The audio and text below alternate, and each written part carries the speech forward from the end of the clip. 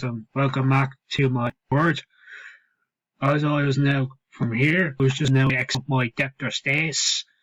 So what is Debtors Days? It is the lenders to pay for goods, credit onto them, and also known as Debtors Days. It takes this to collect debt from debtors. So long it is take sold goods, the quicker they are paying, the better position. It is important that the period of the credit given to debtors is shorter than the period of credit received from creditors. The average figure of the 28 days given to good but must be compared to the creditor's days figure. It's that an over-reliant sales can be so that's a huge issue. So that's the explanation. This is the calculation. So I'm going to type calculation.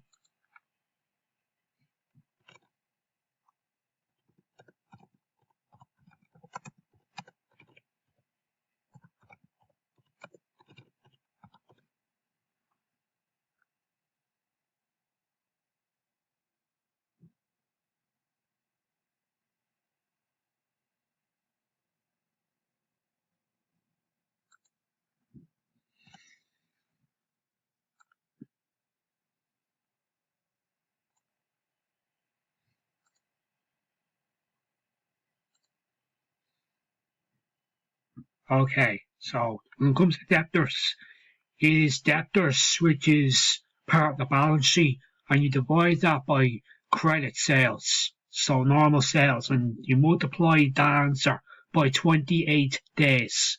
So for example, here's my figures. How I done my analysing or calculation on that is €24,000. And I divided that by 420,000 euros. That answer, I multiplied that by 28 days, and I got 1.4 times.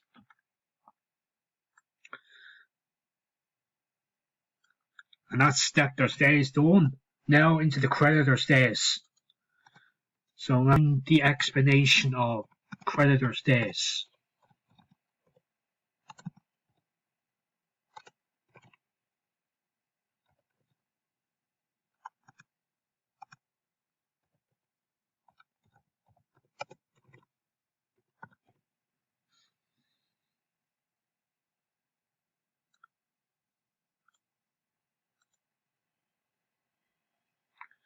And then do the same here for calculation of Creditors Days.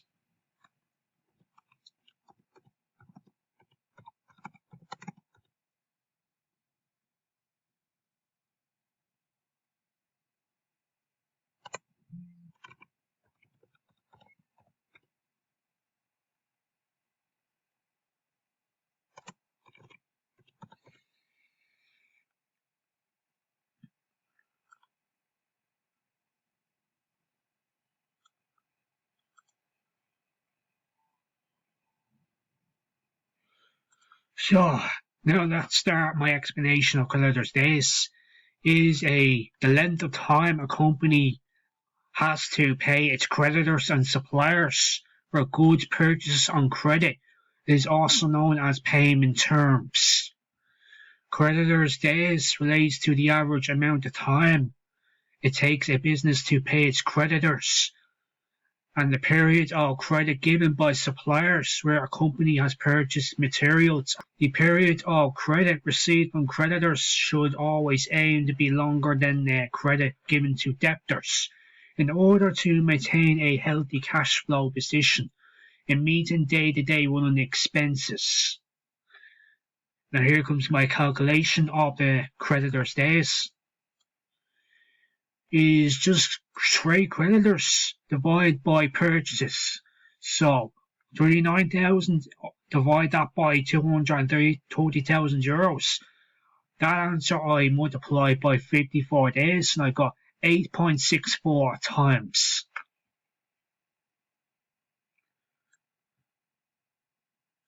This is just basically just an explanation of interest cover, but we couldn't been able to do the calculation, so that's why it was crossed off on the assignment. But still, I did manage to do a good explanation of interest cover. So the ability of a business to meet its long-term interest costs on loans, debentures out of profits, current earnings, is an indicator of the long-term financial health of the business. A business that can cover its interest costs, many times that would be regarded as low risk to its long-term creditors such as banks and preference. So that's all I did for interest cover. Now into my calculations and my explanations of debt and equity ratios. So debt and equity ratios. Debt and equity ratios in gearing refers to the capital structure of the company. It compares their level of equity capital and loan capital and is an indicator of a company's reliance or otherwise on borrowings to finance its long-term operations. A company is said to be lowly geared if its long-term debts are less than 50% of equity, as it is the case here.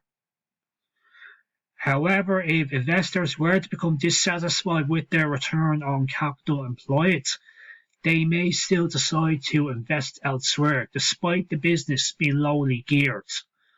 Perhaps eating their equity shareholding and leaving the business in a vulnerable financial position, leaving it open to reliance on long-term to debt finance operations and therefore become highly geared.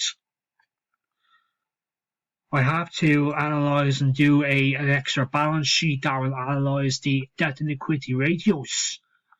So, first figure is my 6% debentures, which is 90%.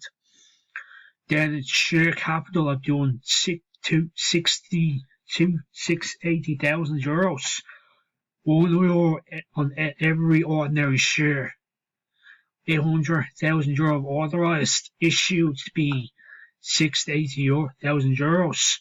76. I add those together and I get 750. Add these together, then I get €846,000, which is my official capital employed figure. This is where I have to do more calculations and more analysing.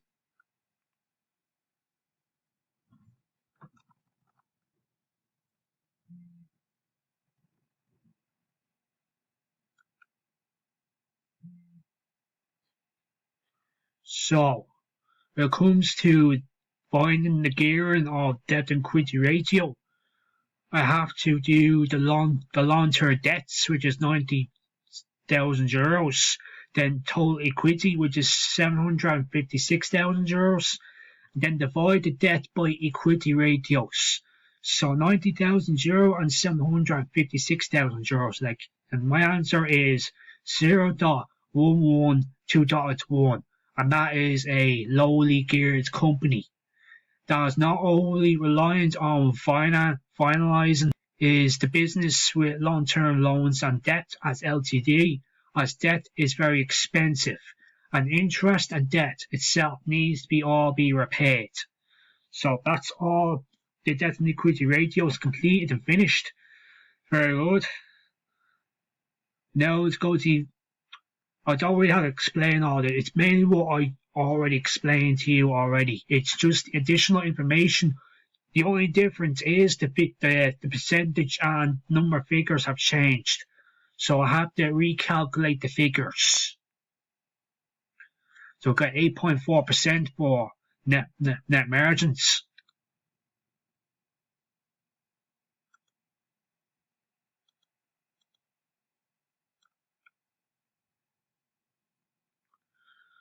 Again, just the numbers just change. I got January I got 23%. I couldn't been able to find 18%. I tried calculating all tables, but I couldn't get an answer. My basic answer I just mainly analysed on what I done in this return on capital employed figure was 23%, but on the sheet it says 18%. So I just put in 18% and 18 cents of return for investors. Working capital ratio is just mainly changed to 4.1. That's all. I'll just done the same calculations and explanations to its figures. Nothing's really different. It's just 4.1 is just the main difference of working capital ratio. Asset test ratio is just 3.1. Same again. And then my final part of the finance assignment, which is worth 10 marks, I have to provide 5 recommendations for a different company called Robinson Ltd to improve their financial performance.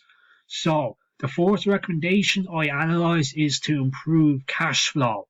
So, cash is the most important business asset due to the fact that it's the company's most liquid asset.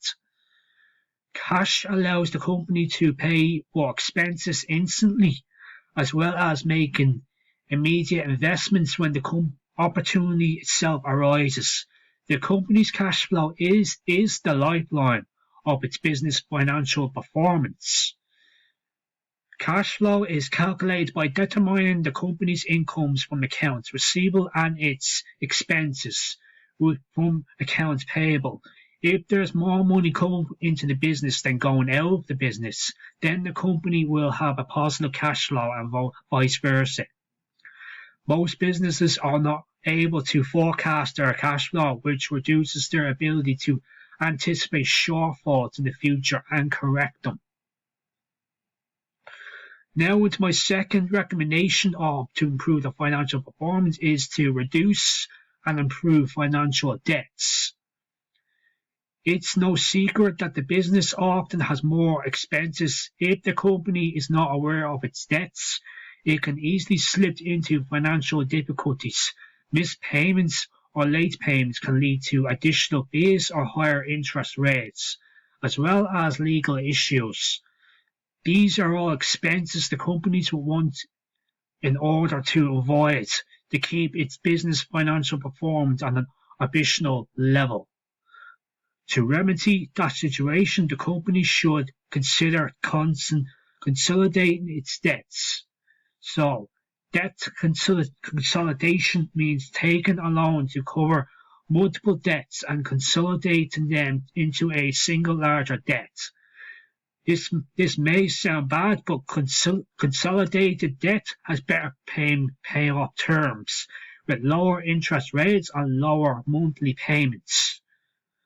In other words, the company combined its debts into a single payout with better conditions than having multiple debts. 3 more recommendations left. The third one is to improve financial performance. So, internal control and a better financial condition and better performance. Appraisal of firm's present financial condition. Evaluation of opportunities in relation to the company's current financial position. Return on investment provided by various assets of the Robinson Ltd company. And then the fourth recommendation is to increase their growth ratio. The business growth ratios are 2 types, such as internal growth rate, sustainable growth rate. When external financing is used to support growth, it is said that recommended the higher growth can be achieved when external financing is used for Robinson Ltd. Then one last recommendation of the financial performance is reduce and improve their financial structure. Spread the investments between stocks and bonds, and that will protect against the risk of either Robinson's Ltd category to prevent it from performing poorly. Avoid changing their asset allocation based on performance. If a given asset isn't doing very well, it will likely increase in value in the value future for Robinson Ltd. And then remember the old adage, buy low and then sell high. And that is the end. That is all what I did in the assignment, and that is basically the end of my Word document. So I hope you enjoyed this very well. Thank you all for watching this. This exam is worth 40 marks, and I'm willing to get all of the marks. So thank you all for watching, and see you all very soon. Adios.